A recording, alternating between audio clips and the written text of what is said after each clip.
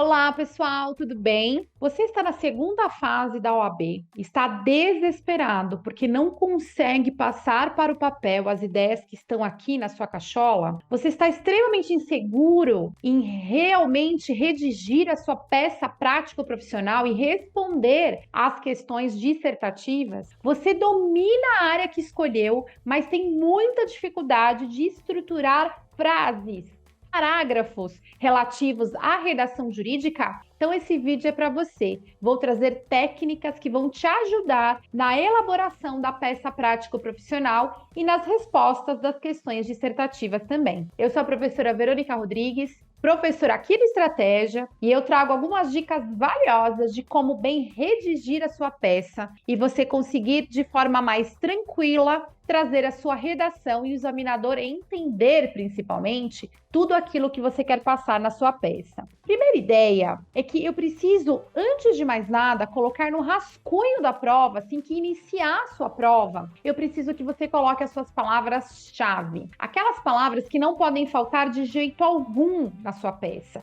Os principais temas, tópicos, teses, fundamentos jurídicos. Faça de forma despretensiosa no início uma lista de palavras, de ideias principais que não podem faltar de jeito nenhum na sua peça prático-profissional. Feito isso, e talvez você demore aí de 5 a 6 minutos para fazer essa lista de palavras, você vai estruturar as frases para que realmente comecem a dar sentido a todas as ideias que você quer passar na sua peça. Dica inicial super valiosa: não escrever frases longas. Aquelas frases de 5 até 10 linhas. A pontuação está lá no final, você mal respira para conseguir ler aquela frase, aquele período extremamente longo. E você muitas vezes não consegue compreender, se torna cansativo, incompreensivo e com certeza o seu examinador não vai ter paciência de ler até o final. Então, se você realmente quer passar a mensagem, quer ter êxito na segunda fase da OAB, precisa elaborar frases curtas. Eu sempre digo, o menos é mais. Escrevam várias frases curtas com as principais ideias que vocês querem passar e vai ser muito mais fácil de entender. O texto vai ficar muito mais fluido, muito mais claro, muito mais gostoso de ler. Em alguns minutos, o examinador vai ler sua peça e falar: olha, que bacana, eu consegui entender as principais ideias do candidato, os principais fundamentos, as principais teses. Então, frases curtas salvam vidas. Após a elaboração dessas frases curtas, com aquelas palavras-chave que você já foi elencando lá no início, quando começou a sua prova, você vai montar os seus parágrafos. Também, gente, parágrafos curtos, sempre. E como que eu monto esses meus parágrafos curtos? Duas dicas. Primeiro, montar os parágrafos com relação a temas. Então, se eu quero colocar um fundamento X, eu vou usar aquele parágrafo. Quando eu for mudar o meu fundamento, for mudar a minha tese da minha peça para uma tese Y, eu vou mudar o parágrafo, obrigatoriamente. Por quê? Vai tornar mais inteligível o texto. Cada tese relativa a um parágrafo. E como que eu faço, professor, um link entre um parágrafo e outro? Eu tenho essa dificuldade. Não sei linkar, unir as ideias de um parágrafo e outro. Vocês vão se utilizar de palavras mágicas que eu dou o nome de conectivos. Os conectivos promovem a coesão do texto. Eu digo que promove a costura, literalmente, do texto. Você vai estar costurando, unindo ideias entre um parágrafo e outro. Mas são aquelas palavras-chave. Então, palavras como mas, assim sendo,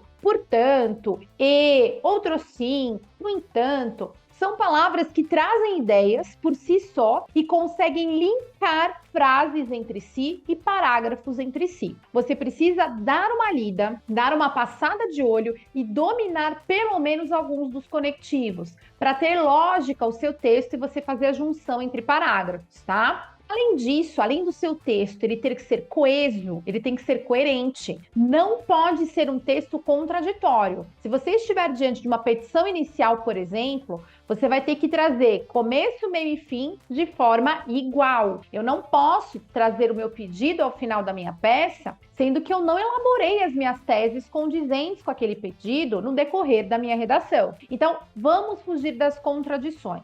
E para usar auxiliar, para fugir das contradições, para ter um texto coeso, um texto coerente, vamos nos apoiar também no dicionário da língua portuguesa e no dicionário jurídico. Ao longo da sua preparação, com a equipe aqui de professores do Estratégia, quando estiver treinando as suas peças em casa, não esquecer de sempre consultar um bom dicionário da língua portuguesa e um bom dicionário jurídico. Podem ser dicionários online, não tem problema, ou até mesmo físicos. Por que essa dica do dicionário? Primeiro, você vai linkar muito melhor frases e palavras, ideias, porque você vai lembrar dos conectivos, você vai saber o real significado das palavras.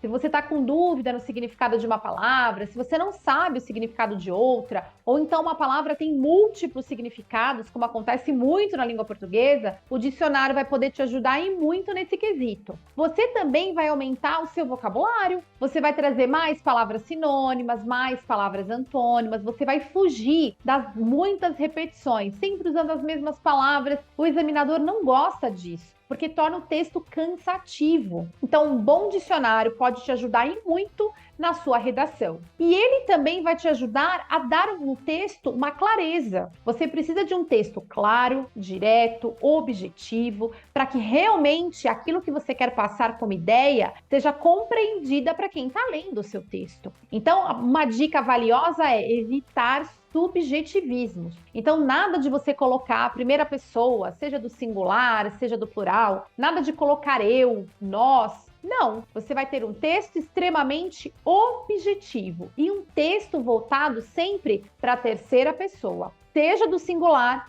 seja do plural, tá? Você tornando o texto objetivo, claro, direto, conciso, coerente, consequentemente será um texto fácil de se ler. Será um texto que vai dar fluidez às suas ideias. E a chance de êxito é maior. Eu já vi muita gente não conseguir ser aprovado na segunda fase, não porque não dominava a matéria, e sim porque tinha dificuldade em seguir esse roteiro que eu tô passando para vocês. Então, não vai acontecer isso com você. Você vai seguir esse meu roteirinho, vai seguir essas minhas dicas e vai conseguir estruturar muito bem a sua redação. Você precisa, obviamente, dominar a língua portuguesa culta. Nada de língua coloquial, de gírias, de latinismos, estrangeirismos, né? E nada também, gente, de texto muito rebuscado. Sabe o juridiquês? Já ouviu falar? Aquele excesso de jargão jurídico, um texto entruncado, coloca um monte de termo, não passa ideia nenhuma, fica tudo muito cansativo na hora de você ler. Fugir do juridiquês. Fugir do juridiquês não quer dizer que você não vai ter um texto aí da norma padrão, do português culto. Isso você vai seguir. Mas você vai evitar, gente, ter um texto tão truncado, tão rebuscado, tão difícil de entendimento e que muitas vezes não leva a lugar algum. Não passa ideia nenhuma. Então, evitar esses jargões jurídicos, claro,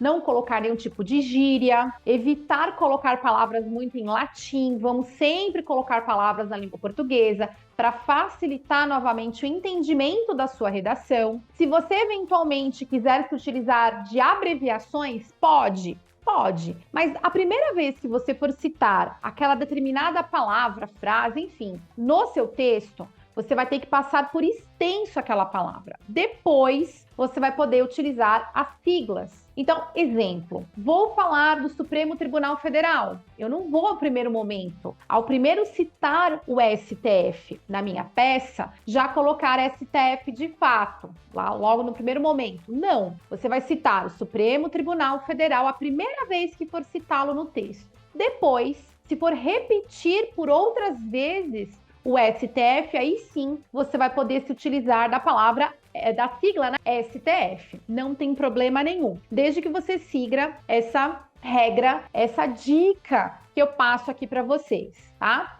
E treinar muito em casa, gente. A gente só tem domínio da nossa escrita e a gente só sabe o tempo que nós demoramos para elaborar um texto treinando. Infelizmente, não tem outra forma. Como tudo na vida, o treino leva à perfeição. Então, treine muito em casa. Siga aí todas as dicas dos professores de segunda fase, que assim como eu, tentamos aí minimizar a sua preparação, tornando ela mais tranquila, para que você tenha um dia de prova igualmente tranquilo. E sempre lendo muito durante esse período. Leia lá o dicionário, leia as doutrinas relacionadas à área que você escolheu, para que você comece a se familiarizar cada vez mais com o vocabulário. Isso vai enriquecer a sua escrita e vai tornar o dia da sua prova mais tranquilo. Você treinando e seguindo essas minhas dicas, com certeza terá uma segunda fase mais tranquila, você não vai ficar preocupado com a sua redação,